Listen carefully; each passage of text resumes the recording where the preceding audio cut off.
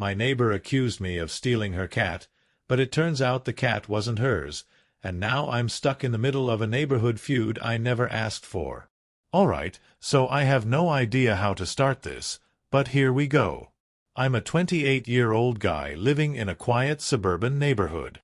I work from home, keep to myself, and have a couple of plants, but no pets. I've never had any drama with the neighbors, until now. It all started about 2 weeks ago. My next-door neighbor, Sarah, knocked on my door looking very flustered. She's in her late 30s, super into gardening, and always has this vibe like she's ready to report someone to the HOA. Anyway, she starts off with, "Hi, have you seen my cat? His name is Mr. Whiskers." Now, I know Sarah has a cat because I've seen him lounging in her yard, but I tell her I haven't seen him recently. She explains that Mr. Whiskers has been missing for 3 days, and she's really worried. I sympathize because losing a pet must be awful, but I assure her I haven't seen him around my house or yard. Fast forward a few days, and Sarah shows up again, this time looking more agitated. She asks if she can check my backyard because she's pretty sure she heard Mr. Whiskers meowing from my side of the fence. I'm slightly offended because, again, I don't have pets, but I let her look around to ease her mind. She pokes around for a few minutes, finds nothing, and leaves looking unsatisfied. Now here's where things get weird. A couple of nights later, I'm in my living room watching Netflix when I hear scratching at my back door. I freeze because I don't usually get visitors, human or otherwise, at that time of night. I peek out the window and see this scruffy gray cat pawing at the glass. I realize it must be Mr. Whiskers. I open the door, and the cat just strolls right in like he owns the place. He seems a little skinny but otherwise fine. I'm not a cat person, but I give him some water and try to figure out what to do. It's too late to go knocking on Sarah's door, so I decide to keep him inside overnight and return him in the morning. The next morning, I take the cat over to Sarah's house, but when she opens the door, she looks absolutely furious. Before I can even say a word, she shouts, "So you did have him this whole time?" I'm completely taken aback. I try to explain what happened, but she cuts me off, accusing me of stealing her cat and keeping him hidden for days. She's loud, so of course, a couple of neighbors start peeking out of their windows to see what's going on. At this point, I'm mortified. I manage to get a few words in, explaining that the cat came to my house on his own. I even tell her that I gave him water and brought him back as soon as I could. But she's not having it. She says something like, "You're lucky I don't call the cops for animal theft," and slams the door in my face. Now I'm standing there with a pit in my stomach, holding an empty cat carrier, wondering how a simple act of kindness turned into me being the neighborhood villain. But here's the kicker. The next day, I hear scratching at my back door again. I look outside, and there's Mr. Whiskers, sitting on my patio like he's been here the whole time. I have no idea what's going on anymore, but it feels like there's something bigger at play. I don't want to escalate things with Sarah, but I also don't want this cat to keep showing up and making me look guilty. Any advice? Update. Alright, so here's the wild follow-up to my original post.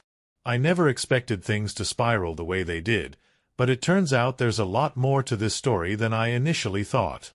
After Mr. Whiskers showed up at my door again, I realized I couldn't just keep bringing him back to Sarah's house only to get accused of stealing him. I decided to do some detective work to figure out why this cat kept coming to me. The first thing I noticed was that Mr. Whiskers didn't have a collar or any tags. That struck me as odd because Sarah was always talking about how much she doted on him. I also realized he looked a bit scruffier than I remembered, like he'd been living outside for a while. So, I took a picture of him and decided to post on the neighborhood Facebook group to see if anyone else recognized him. Here's where things start to unravel. Within an hour of posting, I get a message from someone named Laura who lives a few streets over. She says, "That's not Mr. Whiskers. That's Smokey, my cat. He's been missing for weeks." I'm floored. Smokey? Missing? What? Laura explains that Smokey has always been an indoor-outdoor cat, but he disappeared about a month ago. She'd been worried sick but hadn't thought to check in my area because her house is a good 10-minute walk from mine. She even sends me pictures to confirm it's the same cat. And yep, it's Smokey all right. So now I'm sitting here with this bombshell information, trying to figure out what to do. I decide to walk over to Laura's house with the cat to confirm everything in person. When I get there, it's clear that Smokey is her cat. He immediately starts purring and rubbing up against her legs like he's home. Laura is overjoyed and thanks me profusely for finding him. But I'm left with one big question. If Smokey belongs to Laura, why does Sarah think he's Mr. Whiskers? Feeling like I've entered a soap opera, I decide to cautiously approach Sarah to clear things up. I knock on her door and try to explain what I've discovered. At first, she's dismissive, insisting that the cat is definitely Mr. Whiskers. But when I show her the photos from Laura and explain Smokey's history, her face drops. Then the truth comes out. Sarah admits that she doesn't actually own a cat. Mr. Whiskers isn't her pet. He's a stray that started hanging around her garden a few months ago. She began feeding him and let herself believe that he was hers because he kept coming back. She had no idea he actually belonged to someone else. At this point, I'm just relieved that the mystery is solved, but things take another dramatic turn. Laura gets wind of the situation, thanks to my Facebook post, and she's not happy about Sarah claiming Smokey as her own. She shows up at Sarah's house, demanding to know why Sarah fed and essentially adopted her cat without making any effort to find out if he belonged to someone else. What follows is a full-blown shouting match in Sarah's front yard. Laura accuses Sarah of stealing Smokey, while Sarah insists she thought he was a stray and was just trying to help. Meanwhile, I'm standing there like a third wheel in the drama, wondering if I should just quietly slip away. Eventually, things calm down, and Laura decides not to press the issue further. She's just happy to have Smokey back. Sarah, on the other hand, looks completely defeated. She apologizes to me for accusing me of theft, which I appreciate, but it's still awkward as hell.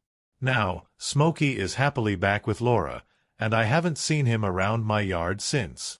Sarah seems to be laying low. She even avoided me at the mailbox the other day.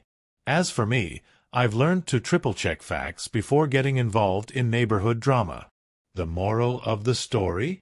Cats do whatever they want, and sometimes they drag humans into their chaos.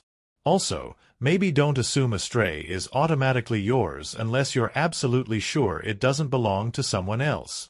Thanks for reading.